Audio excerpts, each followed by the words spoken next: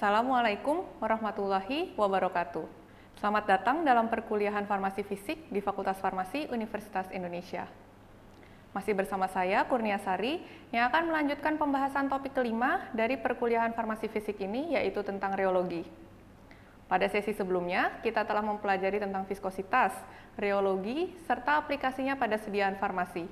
Pada pertemuan kali ini, kita akan melanjutkan tentang macam-macam sifat alir sediaan farmasi.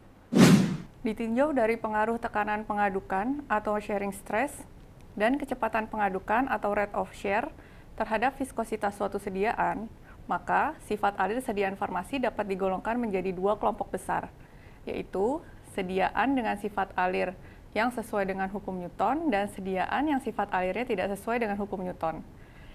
Secara ringkas, pengelompokan sifat alir sediaan dapat dilihat pada slide berikut. Pada sediaan dengan sifat alir Newtonian, viskositas atau kekentalannya selalu konstan pada suhu yang konstan, berapapun kecepatan geser atau kecepatan pengadukan atau rate of shear-nya.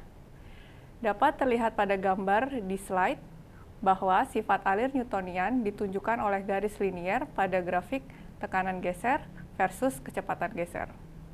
Sifat alir Newtonian biasanya ditunjukkan oleh cairan tunggal, misalnya air, atau pada sediaan larutan yang tidak mengandung polimer dan tidak mengandung bahan padat yang terdispersi.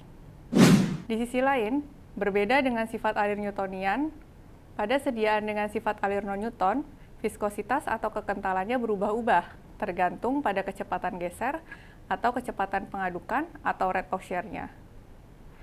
Sifat alir non-Newton selanjutnya dikelompokkan lebih jauh menjadi dua kelompok besar. Ada sifat alir non-Newton yang time independent dan time dependent. Pada sediaan dengan sifat alir non-Newton yang time independent, viskositas sediaan berubah ketika kecepatan pengadukan berubah.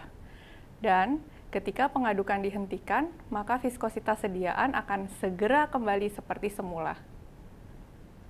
Terdapat tiga jenis sifat alir yang tergolong non-Newton dan time independent, meliputi sifat alir plastik, pseudoplastik, dan dilatan. Sementara itu, pada sediaan dengan sifat alir non-Newton yang time dependent, viskositas sediaan berubah ketika kecepatan pengadukan berubah. Namun, ketika pengadukan dihentikan, maka viskositas sediaan tidak bisa segera kembali seperti semula. Artinya, dibutuhkan waktu agar viskositas sediaan tersebut dapat kembali seperti viskositas semula setelah pengadukan dihentikan. Terdapat tiga jenis sifat alir yang tergolong non-Newton time dependent, meliputi sifat alir tiksotropik, antitiksotropik, dan rheopeksi.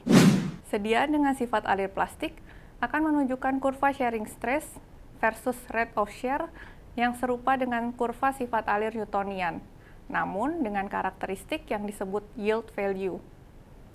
Yield value adalah shearing stress atau tekanan geser minimal yang dibutuhkan untuk membuat suatu sediaan mengalir. Dengan demikian, sediaan dengan sifat alir plastik perlu dikocok, diaduk, atau ditekan dengan tekanan minimal tertentu supaya sediaan tersebut dapat mengalir. Contoh sediaan yang memiliki sifat alir plastik adalah suspensi kental atau suspensi konsentrat yang mengandung partikel terflokulasi. Berbeda dengan sifat alir Newtonian yang tidak menunjukkan perubahan viskositas dengan kecepatan pengadukan berapapun, viskositas sediaan dengan sifat alir pseudoplastis akan menurun ketika kecepatan geser atau rate of shear-nya meningkat. Artinya, makin kuat dan makin cepat pengadukan atau pengocokan yang diaplikasikan pada suatu sediaan, maka sediaan tersebut akan makin encer. Itu mengapa sediaan dengan sifat alir seperti ini disebut shear thinning system. Contoh sediaan yang memiliki sifat alir pseudoplastis adalah cairan yang mengandung polimer, misalnya suspensi atau gel. Di sisi lain, sebaliknya, ada sediaan yang viskositasnya justru meningkat ketika kecepatan geser atau rate of shear-nya ditingkatkan.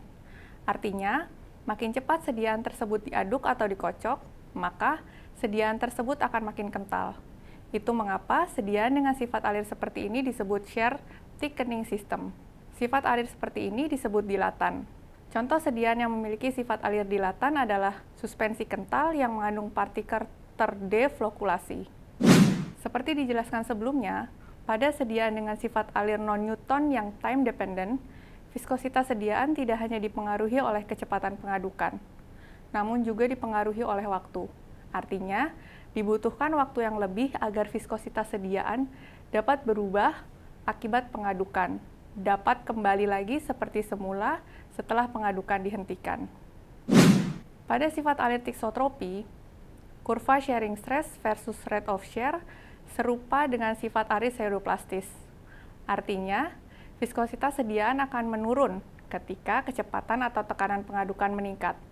Namun demikian, ketika kecepatan atau tekanan pengadukan dihentikan, viskositas sediaan tidak dapat segera kembali kental seperti semula. Biasanya, sifat alir tiksotropi inilah yang diharapkan dari suatu sediaan farmasi, misalnya emulsi, lotion, krim, atau suspensi. Mengapa demikian?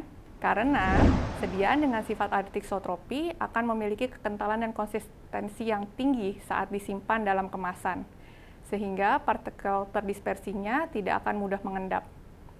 Namun, saat kemasan dikocok atau ditekan, maka viskositas sediaan akan menurun dan akan tetap encer pada waktu yang cukup lama, sehingga mudah dituang atau dikeluarkan dari wadahnya.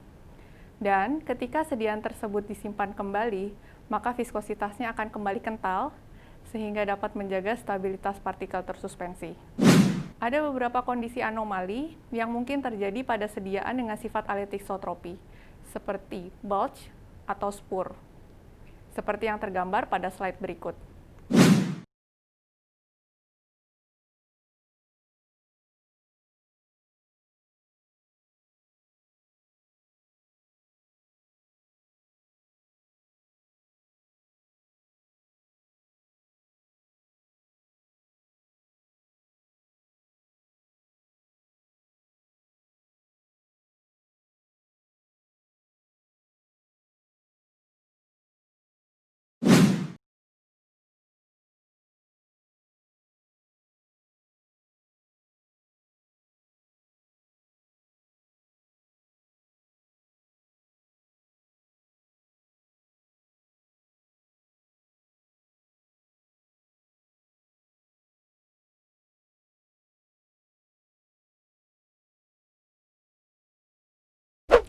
Selain itu, ada juga sifat alir tiksotropi negatif atau antitiksotropi, dengan ciri khas meningkatnya viskositas saat suatu sediaan makin lama diaduk. Contoh sediaan yang biasanya memiliki sifat alir antitiksotropi adalah magnesia mahma. Perlu diingat bahwa antitiksotropi tidak sama dengan sifat alir dilatan atau sifat alir reopeksi. Sifat alir antitiksotropi biasanya terjadi pada sediaan yang mengandung partikel padat terflokulasi yang terdispersi dalam jumlah kecil, antara 1–10%. Sementara, sifat alir dilatan biasanya terjadi pada sediaan yang mengandung partikel padat terdeflokulasi yang terdispersi dalam jumlah besar, seperti lebih dari 50%. Sementara itu, reopeksi adalah fenomena di mana suatu serbuk gelling agent akan lebih cepat membentuk gel ketika diaduk atau dikocok, daripada ketika didiamkan saja tanpa pengadukan. Demikianlah perkuliahan kali ini. Kita telah mempelajari tentang reologi, jenis-jenis sifat alir sediaan farmasi. Pada pertemuan berikutnya, kita akan melanjutkan tentang metode pengujian sifat alir sediaan farmasi. Terima kasih atas perhatian selama mengikuti perkuliahan topik 5 sesi 2 ini. Sampai bertemu lagi di sesi berikutnya. Wassalamualaikum warahmatullahi wabarakatuh.